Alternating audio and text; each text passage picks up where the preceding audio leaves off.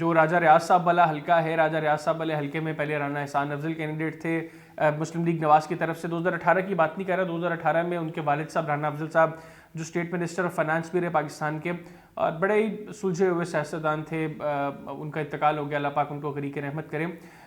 राना अफजल साहब कैंडिडेट थे 2018 में, और 2018 के बाद जब उनका इंतकाल हुआ तो उसके बाद उस हल्के में उनके साहबजादे राना एहसान अफजल साहब मुस्लिम लीग नवाज के उम्मीदवार बने।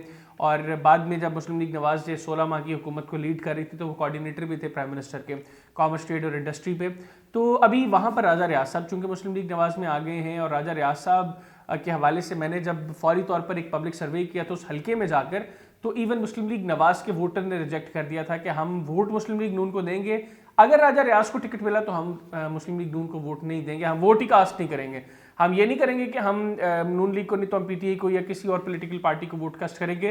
राजा रियाज को टिकट मिला तो हम नून लीग को वोट ही नहीं देंगे। यानी उस हल्के के अंदर राजा रियाज साहब को एक्सेप्ट नहीं किया मुस्लिम लीग नून के वोटर ने। और वहाँ पर राना एहसान अफजल साहब की चूँकि फैमिली बड़ी डिसेंट फैमिली है, और मैं ये नहीं कह रहा कि राजा रियाज साहब डिसेंट नहीं है, मैं किसी की मतलब ज़ातियात के हवाले से किसी को कोई हिट नहीं करूँगा।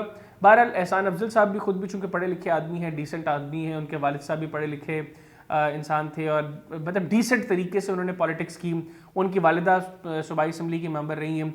और अभी जो मेरे पास इत्तलात हैं वो ये हैं कि राजा रियाज साहब को कौमी असम्बली में एडजस्ट करने के बाद एहसान अफजल साहब को ये कमिट किया गया है कि वो मुस्लिम लीग नवाज की तरफ से सूबाई असम्बली का इलेक्शन लड़ेंगे।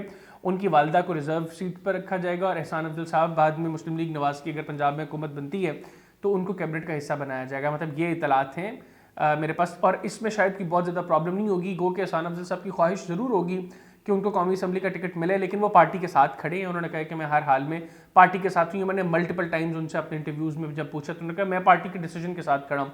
और अभी जो मेरे पास इत्तलात है वो ये हैं कि वो अगर कौमी असम्बली का इलेक्शन नहीं कंटेस्ट करते, राजा रियाज साहब को उस हल्के में सपोर्ट करते हैं और ख़ुद वो सूबाई असम्बली का इलेक्शन कंटेस्ट करते हैं, तो वो जो हैं राना एहसान अफजल साहब वो पंजाब में मुस्लिम लीग नून की हुकूमत बनने की सूरत में प्रोविंशियल मिनिस्टर बनेंगे। तो ये मतलब एक कह लें कि फेयर डील है एहसान अफजल साहब के लिए। दूसरी जानब जो ज़्यादा प्रॉब्लम बनी हुई है वो है NA-102 जो हल्का है फैसलाबाद की सराउंडिंग्स का। तलाल चौधरी साहब ने यहाँ पर इलेक्शन कंटेस्ट किया था 2018 में नवाब शेर वसीर साहब के मुकाबले में, जो पाकिस्तान तहरीक इंसाफ के उम्मीदवार थे। और नवाब शेर वसीर साहब जो हैं वो इस इलेक्शन में थिन मार्जिन के साथ जीते थे। और बाद जब जो लोग बागी हुए तहरीक इंसाफ से, उस ग्रुप का वो हिस्सा थे, और इन्होंने इमरान खान साहब को जो निकालने के अंदर भी कहेंगे काफ़ी अहम रोल इन लोगों ने प्ले किया। तो अब नवाब शेर वसीर साहब को कमिट किया था मुस्लिम लीग नवाज के कि आइंदा इंतखाबात के अंदर नवाब शेर वसीर साहब मुस्लिम लीग नवाज के टिकट पर इलेक्शन कंटेस्ट करेंगे। अब यहाँ पर आ गया मसला।